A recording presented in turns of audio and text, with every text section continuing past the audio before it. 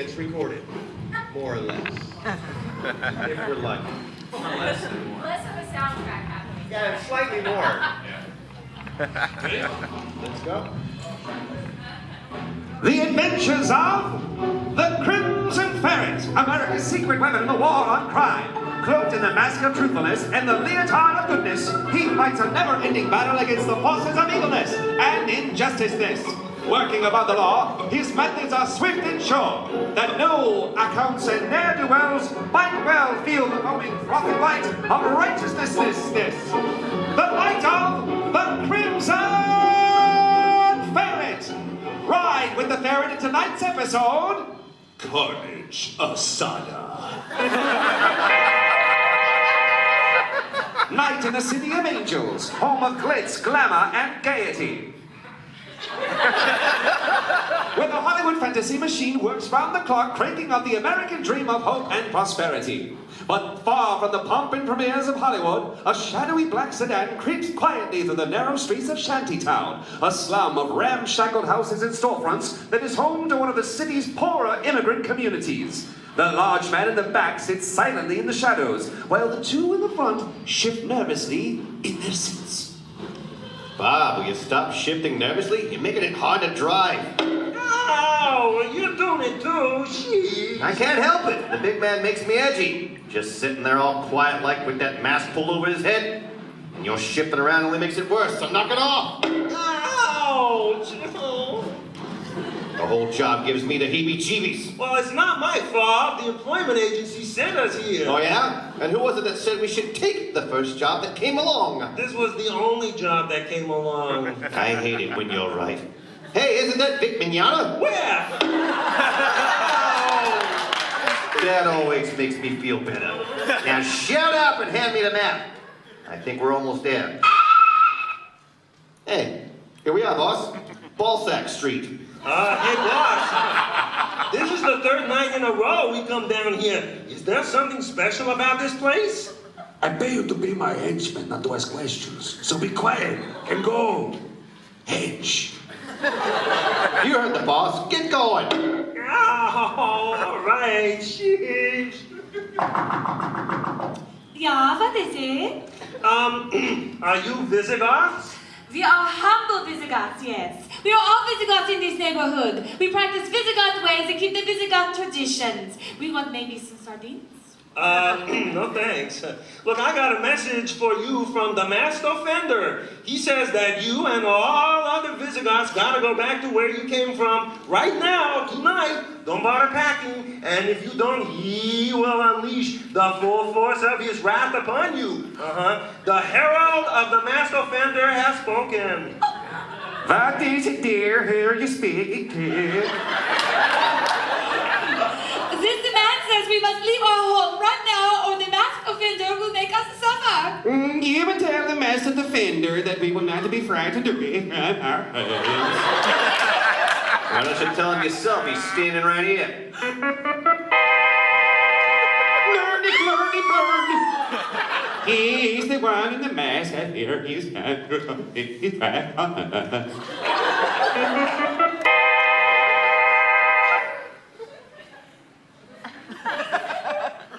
Visigoths gone. You think you could just move in and take your jobs away from the rest of us? We're peaceful and honest. I'm doing the best I can. But you know what it sounds like. We only come to the jobs that you would not do yourselves. We clean public bathrooms using our bushy unibrows.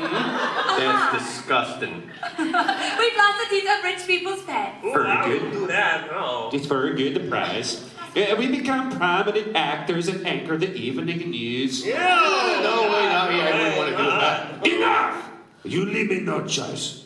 Quick, Bob, put that clothespin in your nose. The masked offender aims his formidable backside toward the cowering pair. In one swift motion, he whips off his trench coat and drops his trousers to reveal his brightly colored underpants. No. Then the masked offender lowers those underpants slowly. Hold on to your hats. To reveal...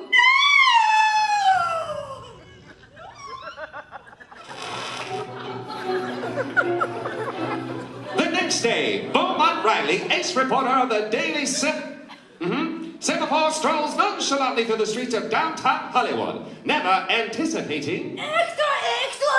Read all about it! Nocturnal emissions terrorize neighborhoods! Flatulent maniacs still at large! Police baffled by serial fraud! Read all about it only in the semaphore! I love a good headline in the morning. Hey there, newsboy. Toss me one of those golden tomes of cutting-edge journalism. Let's see. Flatulent maniac, nocturnal emissions. Ha! I smell Pulitzer. Say, kid, what gives? I said toss me a paper. Not do you toss me a nickel! These papers don't grow on trees, you know! What the? Johnny, quit kidding around, will ya? Say, you look different today. Why do you have that bushy unibrow and all that strange facial hair? Hey, you're not little Johnny Jones. No. Great goats! You're a Visigoth! Well, that's okay, I guess. So how's about passing me a paper, little immigrant boy? You are a boy, aren't you? Not that do you flip me some silver, chum! Hey, don't you know who I am, Sonny? I don't care if you're Vic Mignogna! No nickel, no paper! Vic Mignogna? Why, I oughta. I'm Beaumont Riley, ace-reporter for the Daily Semaphore. And that's my story you're using to hawk them papers, so I think that entitles me to one. These papers are my ticket to the American dream. And no one gets a free ride on my gravy train. Oh, yeah. Hey, look! There's Vic Mignogna! Huh? Oh, Give me that paper! you're just a man trying to oppress me! Hey, get off my... Unfuck me! Oh, stop it! Oh, for crying out loud! The newspaper boy would go on to join the Hitler Youth. Later that morning, at the downtown offices of the Daily Semaphore, Lucy Bowes' faithful gal Friday and Skipper Harrington, the paper's editor-in-chief, anxiously await their ace-reporter arrival. Bo's late, Skipper. It's not like him. I'm worried. Well, maybe. Hey, here he comes, Lucy. He's hobbling through the newspaper with some strange hairy dwarf stuck to his leg. He keeps whacking him with a newspaper. Would you get off me? Stop Morning, Beaumont. Hiya, Luce. Hey, right, it looks like someone's a fan of your writing. Very funny. Maybe got a slab of raw meat for that dingo the wool boy will take his teeth out of my leg? Let me try Beaumont. Hey there, Sonny. Why don't you stop biting the nice man's thigh? That's my job. Hello.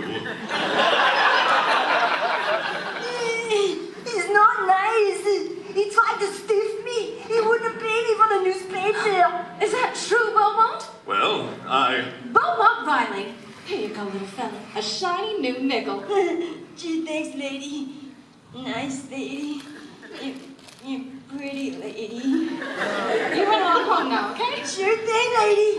Nice lady. All right, get the hell out of here. Make sure you look both ways when you cross the street. Make sure to sell the rest of them papers. Make sure you get your forehead waxed. Now, Beau, how's your leg? It smarts like the Dickens, doll. Maybe I should go see a doctor. Well, maybe you should come over tonight and I'll tend to it. I could wear my Florence Nightingale costume. Oh, and I could be the shell-shocked American soldier. With complete amnesia. I'll bring my gas mask. See that you do. Speaking of gas, I'm sure that sure was a swell story you wrote about the serial farter. Thanks, Luce. Skipper, this is no laughing matter. The Visigoths are being terrorized. And if they leave, our entire economy could collapse. You said fart.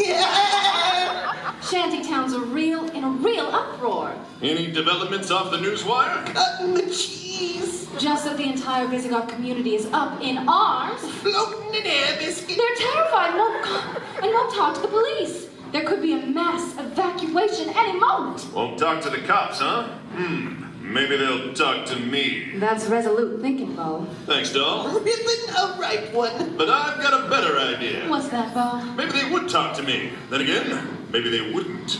I'm an intimidating kind of guy, after all. Stepping on a toad. And you are, Beau Riley. So what are you thinking? I'm thinking they'll talk to you, Lucy. Me? Are you certain? You bet. Sure, you may be tall and statuesque with piercing eyes, movie star hair, dynamite gams, and a swell rack. But there's a nurturing quality about you, Lucy, and that's what appeals to people. Gosh, Bo, thanks. Besides, I'll still get credit for cracking the case. Well, since you put it that way. Playing the butt trumpet. Come on, Luce. Grab your mink coat and muff. We gotta get to the slums. Our boy's already struck three times. Unless I miss my guess, this will be his fourth night of heinous flatulence. Oh, what is it now? You said heinous. Ah, for crying out loud! Shortly thereafter, the sleek red sedan containing Bo Riley, Lucy, and Mr. Dave streaks through the streets of Hollywood on its way to Shantytown. Gee, Bo, it sure was swell of you to have your housekeeper drive us to the ghetto. Excuse me, sweetie. Let's get something straight. I am many things to the Crimson... to, Mr. Riley. I am his house boy, confidant, valet de chambre, butler, cook, masseuse, chauffeur, personal accountant, and discerning fashion consultant. But I am nobody's housekeeper. I'm sure she didn't mean anything by it, Mr. Dave. Whatever. She was just... No comprende. I mean... Je ne comprends pas. Finito. Mr. Dave is a bit sensitive about his job description. He takes it very seriously. Oh, well, I think he's just precious. I just want to reach up and pinch his cute, really cheeky weeky. No, don't touch. Ah! No! She touched me! She touched my face with her. No! She got girl cooties all over me! Oh, God, here we go, Mr. Dave. A nice squirt of antibacterial gel will make it all better. That's the boy.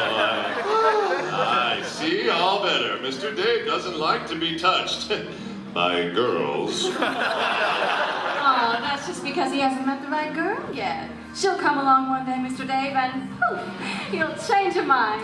Not until you grow a big, hairy... Balzac! Remember, we're looking for Balzac Street, Mr. Dave. Better get your eyes peeled. Whatever. Gosh, Bo, Mr. Dave sure is devoted to you. How did you two meet? Well, it's an all too common story, Luce. I saved Mr. Dave's life in a Siamese bathhouse. And as Oriental tradition dictates, he must serve me for the rest of his life. But, Mama, Mr. Dave's not... She doesn't know that. Oh, I'm afraid that's a tale for another time, Lucy. Whatever you say, Bo. It sure is cold today. Why don't we just snuggle here in the back seat for the rest of the trip? Sounds good to me. It is a bit nippy. Hey, here, Bo. Put your hands on my muff to keep me warm. We're here. We are? Nuts! Are you sure? Can't we just drive around the block for a few hours? Huh? We're here, Beaumont. Right.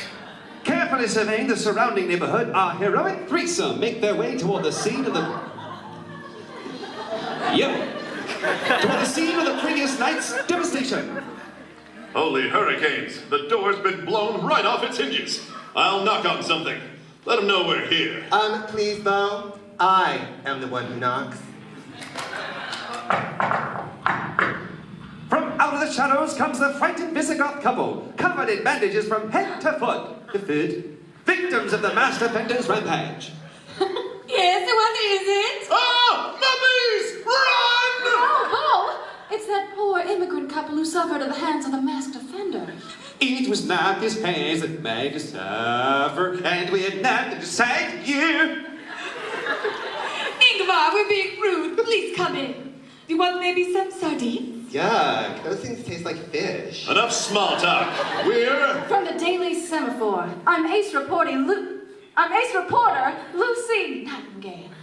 Nice a lady. Pretty lady, it's such an honest muff. I was hoping you could tell me what the masked offender looked like. Well, he wore a mask. And the underpants, they matched. I have this pencil and paper. Do you think you could draw what they look like? Yeah. Okay, here is your drawing. Oh, I know those underpants. The masked offender is Muchas Gaseous.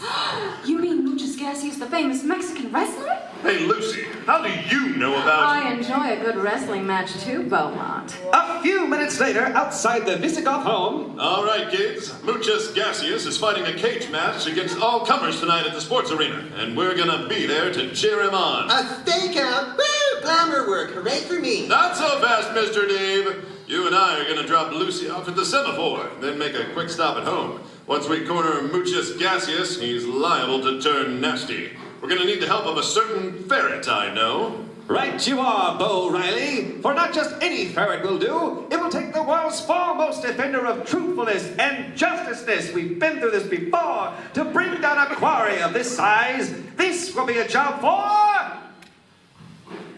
I'll fill in the blank for you. The Crimson Ferret! After a fast drive across town, Beaumont Riley and Mr. Dave have returned to their secret... He did it, not me. The secret lair, the ferret hole. Don't read into it too much. In a secret chamber next to the peril pit, Beaumont confers with Mr. Dave about the night's activities. Almost done, Mr. Dave? Almost. This may be our only chance to nab this terrorist before he strikes again. And we're gonna bring the fight to him. I'm gonna challenge him, mano a mano.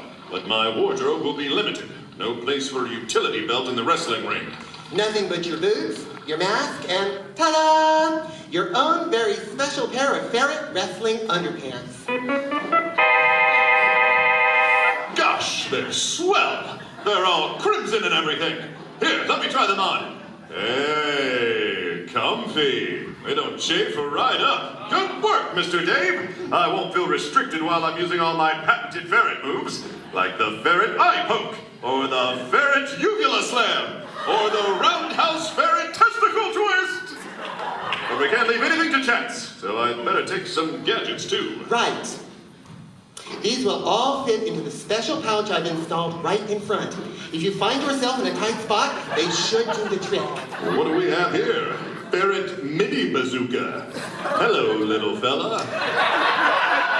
Distance and accuracy. 2 canisters ferret gas. Well, let it roam. Ferret sub-electron rectifier. Here are the batteries. Atomic particle ferret stimulator. Point away from you at all times. Ferret gas mask. Huh, we'll just set this aside for later. And a cork? Under the right circumstances, that cork could save your life. Right you are, Mr. Dave. But are you sure all this will fit into my shorts? That's why the pouch is pleated, Beaumont. It's made to expand. While downtown in a sinister locker room... Hey, Ted? Are you in here, Ted? Oh, boy, it's all moist and steamy in here. Oh, it's making my eyes sting. Hey, Ted, I got the buckets, Ted. Ow! Quit your yelling, I'm right here. Gee, Ted, I've never been in here before. Ooh, but it's just the way I pictured it. Rusty lockers, paint peeling off the walls, mist hanging in the air. I can hardly see. I think someone left the steam room door open. Don't take that clothespin up your nose. One whip and it's hasta la vista. That would be hasta la vista. There ain't no steam hanging in the air. Oh, gosh, Ted, thanks. Say, is the boss here? He's right over there getting ready for tonight's match. Ooh. Did you get all the grub? Yeah, just like you told me. I got pinto beans and lima beans and refried beans and garbanzo beans and black beans and navy beans and kidney beans and mung beans and cabbage. Holy crap, holy. Hey, boss, we got your food. Ted, he ain't wearing his mask. Fools!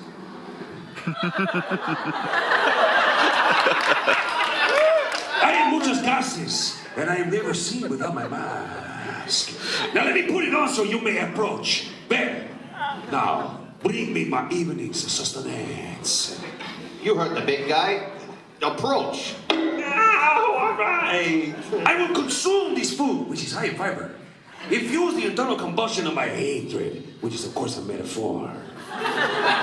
Dictate! It's a weird name for you. I've got to change your name. I wanted one of your famous hot oil rub-downs. The muscles of my buttocks are tense, and I must be in a good form tonight. Hot oil rub down? Is there something you're not telling me? You're always saying we should improve ourselves to make us more desirable as henchmen. So I've been taking this correspondence course on hot oil rub-downs, and I discovered I got a gift, you know. Who knew? Not me. And the boss is right. His gluteus is very tense. and a tense gluteus can really hamper your performance. Yeah. Oh no. Later that evening, the Ferretmobile streaks through the streets of Los Angeles towards the downtown sports arena. It's a good thing Lucy's meeting us in the arena. Hey, turn on the radio, will ya? Let's listen to the match so far. Welcome back to the most anticipated night of the week for fans of Los Gigantes Mexicanos. Friday Night Wrestling, everybody. I'm Alejandro Martinez Gonzalez Garcia. And I'm Roberto Salazar Esteban Gomez. You know, Rob, this really has been the night for Muchas Gracias. Right you are, Al. He seems unstoppable. 3 rounds, 3 different contenders, and they all fall victim to the signature gaseous attack. Right you are, Rob. The sphinx turbulence in the ring has been overpowering. Once Gaseous gets his opponent's heads clenched between those cheeks of steel and launches a whifter, it just knocks the life right out of them. Correctamundo, Al. The butt yodeling is fierce.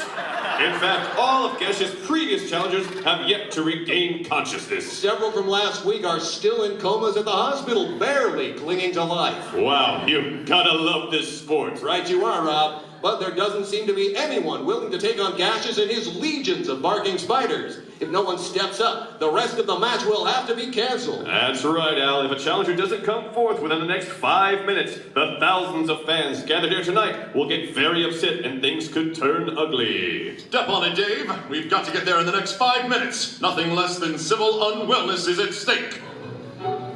4 minutes later at the downtown sports arena. Wowie zowie, Mr. Dave. You got here just in time to see the rest of the match canceled. There's no one willing to go up against Muchas Gaseous for the final round. And there's only a minute left. By the way, where's Beaumont? Oh, he's buying you some licorice whips. That's so sweet. I love whips. Whatever. Look, something's happening. Ladies and gentlemen, there's been a last-minute contender who stepped up to challenge Muchas Gaseous. Right you are, Al. Obviously someone who's not intimidated by the cheeks of steel or the spending the rest of his life in a coma. Right you are, Rob. He's just stepped into the ring. Really? Oh, it's me too. And in this corner, the challenger weighing in at 180 pounds, the Crimson Ferret. Hey, did you hear that, boss? A Visigoth is challenging you. I will crush his skull with my cheeks of steel. Cheeks of steel. Huh, there goes all my hard work. You know, Al, the Crimson Visigoth sort of looks familiar. If I didn't know better, I'd say he was the defender of truth, that champion of justice. That hero who strikes fear into the hearts of evildoers everywhere. Right you are, Al. Except that this guy is the Crimson Visigoth. See, Rob, ferret is a totally different word than Visigoth. Right you are, Al. Don't know what I was thinking. And there's the bell. The match has begun. Right you are again, Al, with the right things. Oh, looks like a strong start for Muchas Gaseous. He's got the Crimson Visigoth held aloft by his ankles. Oh, thrown down to the mat. That's gotta hurt. The challenger isn't moving. Gaseous is bending over him, checking for signs of life. This could be a very short match. That's amazing. Eye poke from the challenger. Muchas is staggering backwards as the Visigoth leaps to his feet. He's caught the champion off guard. Ouch! That looked like some sort of uvula slam. Muchas didn't see that one coming. Right you are, Rob. I didn't think a uvula could withstand that sort of abuse. But Gaseous has recovered and is stalking the Crimson Visigoth around the ring. You know, Al, even from here, I can see the muscles of the champion's buttocks clenching and unclenching. Right you are, Rob. That's usually a sign that the end is near. Muchas lunges at the challenger, who dashes between the champion's legs to avoid his grasp. Oh, screams in pain! This challenger is a worthy opponent. That looked like some sort of roundhouse testicle twist. Right you are, Rob. Oh, and the champion is down. Ladies and gentlemen, Muchas Gaseous is on the mat. Muchas Gaseous seems to have lost consciousness from that testicle twist. What an upset we've seen here tonight, folks. It appears that the Crimson Visigoth is ready to declare victory, and the crowd is demanding the removal of the champion's mask. Take off his pants! Take off his pants! Right you are, Rob. But wait, it looks as though Muchas Gaseous is regaining consciousness. Hey, what the? Visigoth scum! Well, that's a fine how you do. In a surprising turn of events, Muchas Gaseous has the Visigoth in a Brazilian butt lift, with the challenger's head sandwiched between those cheeks of a steel. Right you are, Rob. It could be all over for the Crimson Visigoth, and after such a promising start.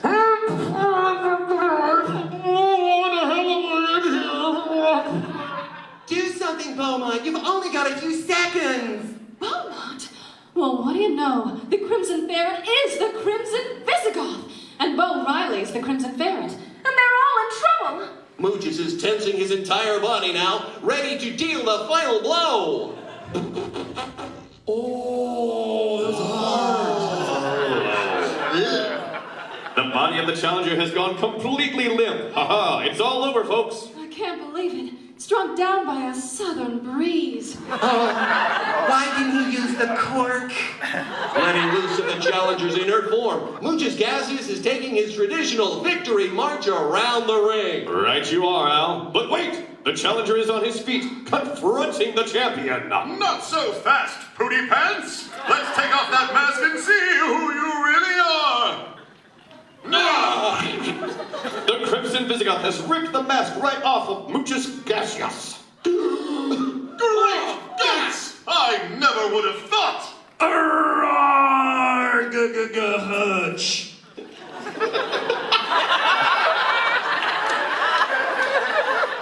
Mine is not to interpret. Mine is just... Muchus Gaseous has fled the ring, leaving a trail of broken bodies in his wake. And the Crimson Visigoth is in hot pursuit. This has been an eventful evening after all. Wrong you are not, Al. While pandemonium reigns in the sports arena, a freshly kempt Beau... I just coughed. A freshly kempt Beau Riley returns to find a suspicious Lucy and a sarcastic Mr. Dave. Hi, guys. What did I miss? Oh, nothing much. Just the smackdown of the century. You know, Mr. Dave is right, Beaumont. I don't think you missed much at all. Oh, swell! But I think you guys missed plenty. And how? Come on, we gotta get to the semaphore ASAP. As Beau, Lucy, and Mr. Dave arrive at the archives of the Daily Semaphore, they are confronted by Charlie, the vigilant night watchman. Halt! Who goes there? Oh, hiya, Mr. Riley. Come in. Say, you got the usual... Here you go, Charlie. Like always. Wow, cheap hooch. Thanks, Mr. Riley. You're swell. Don't I know it, Charlie? Now, go drink yourself into a stupor, okay? I can do that all by myself. Now, let's see here. What are you looking for in that filing cabinet, Beaumont? A piece the semaphore ran a couple years ago. If my suspicions are correct. Aha! B-I-N-G-O! What is it, Beaumont? Hang on to your hats, kids. This is a story about the heights of fame and how it can all come crashing down. Do you remember the name Melville Gibbons? The movie star? Ex-movie star. I loved his action pictures. He practically won the First World War single-handed. He fell on hard times a while back, didn't he? More like hard times fell on him. Oh, December 27th, 1942. Gibbons had really tied one on and was driving back through Hollywood when he ran his car through the St. Bifidus Covenant, killing a dozen nuns and orphans. Oh, big deal. Vic Mignogna did that last year and nobody even noticed. Right you are, Mr. Dave. And that could have been the end of that story. But there's more to it than that. I remember now. When the police arrived, Gibbons resisted arrest. He started yelling at the officers, calling them filthy Visigoths. Correctamundo, Angel. The press got wind of what he'd said, and it was all over. But Beaumont, what does that have to do with Muchus Gaseous? I'm afraid it's an all too common story, Lucy. Once famous Hollywood movie star becomes flatulent Mexican wrestler. Melville Gibbons is Muchus Gaseous? Take a look at this picture from the old semaphore story. That's the man I saw at the sports arena after the Crimson Ferret. The Visigoth tore Muchus Gaseous' mask off. I see. Gibbons' career was over after that night. He even made that movie about Mexico, but nobody went to see it. He lost everything and couldn't afford to eat anything but beans. That explains the flatulence. But why persecute Visigoth? Why persecute Visigoths? Well, he blames them for his circumstances. Visigoths has always been an easy target ever since they came to Southern California after the fall of the Roman Empire.